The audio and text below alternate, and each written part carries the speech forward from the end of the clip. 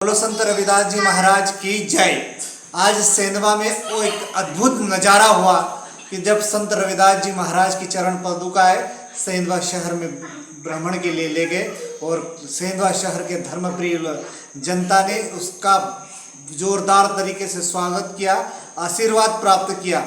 और उससे सबसे बड़ी बात यह है कि इतने जिस दौरान वो पादुका यात्रा शहर के अन्य ये चौराहे से निकल रही थी तो उस दौरान बारिश अति तेज, बहुत तेज हो रही थी। उसके बावजूद भी लोगों ने जोरदार तरीके से स्वागत किया। ये सेंधवा के इतिहास में लगभग पहली बार इस प्रकार के सामाजिक समरसता का उत्कृष्ट उदाहरण देखने को मिला है।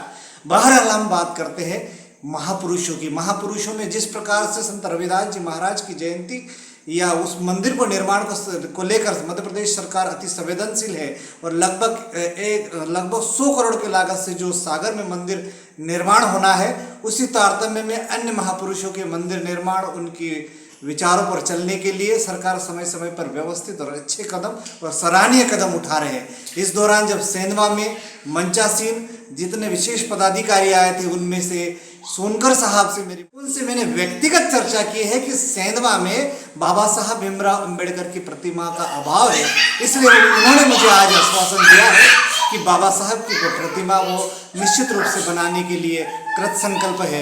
इतना बात सुनकर मैं अति आनंदित हुआ हूँ और उनका आभार व्यक्त करता हूँ और ये उम्मीद और आशा व्यक्त करता हूँ कि आने वाले समय में बाबा साहब भीमराव अंबेडकर की प्रतिमा सेंधवा में बनेगी और बनना चाहिए। और इस प्रकार यदि वो मूर्त रूप ले लेती है तो ये मेरे जीवन का सबसे आनंद का क्षण होगा, क्योंकि मैं आज जिस पार्टी में हूँ, मैं बाबा साहब के विचारों को लेकर आया हूँ और बाबा साहब की प्रतिमा सेंधवा में स्थापित हो, ये आशा के साथ इन लोगों के साथ में आया हूँ।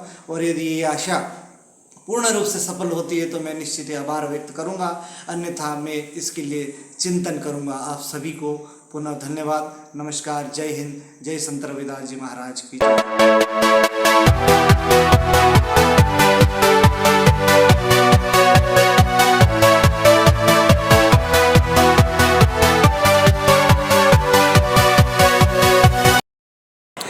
समरसता यात्रा का उद्देश्य स्वतः वहाँ उल्लेखित है उसमें कि यह समरसता यात्रा है। अब समरसता क्या चीज़ है, हम कहने अगर जाएंगे तो आदरणीय प्रदेश के मुख्यमंत्री आदरणीय शिवराज सिंह चौहान साहब ने और देश के सर्वाधिक लोकप्रिय प्रधानमंत्री आदरणीय नरेंद्र मोदी जी ने इस यात्रा का एक प्रारूप तैयार करके दिया है। निमित्त है हमारे अनुसूचित जाति समाज के पूज्य संत शिरोमणि समर्थ गुरु रविदास जी महाराज, जिनके नाम से एक बड़ा मंदिर निर्माण होने जा रहा है।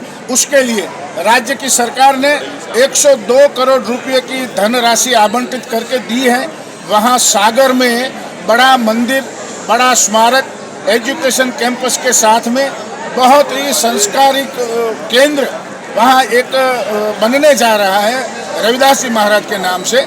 उसके लिए खास करके देश के प्रधानमंत्री और राज्य के मुख्यमंत्री आदरणीय शिवराज सिंह जी इसके यशभागी है, उनको मैं अभिनंदित करता हूं, उनका धन्यवाद प्रेषित करता हूं।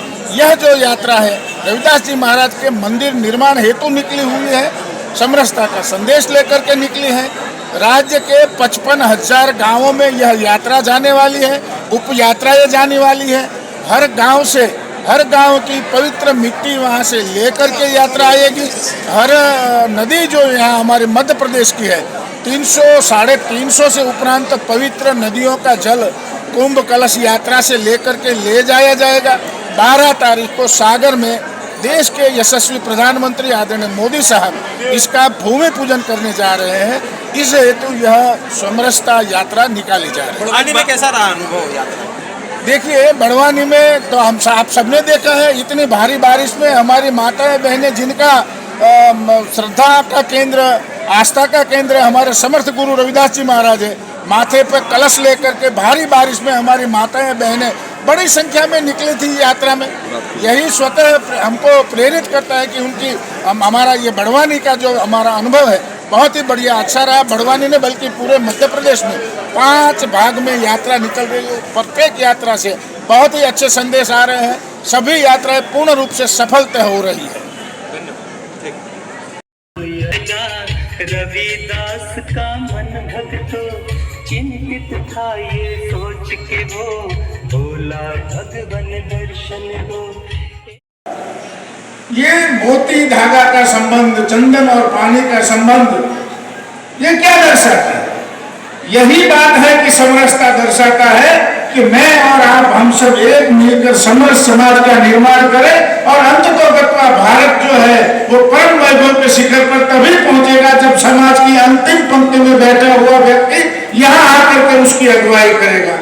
गाँव का जल लेके आपके गाँव के भी लोग इसके साक्षी बनेंगे और ये गाँव के लोगों को भी इसका पुण्य। आप सब सौभाग्यशाली है कि ये यात्रा आपके गाँव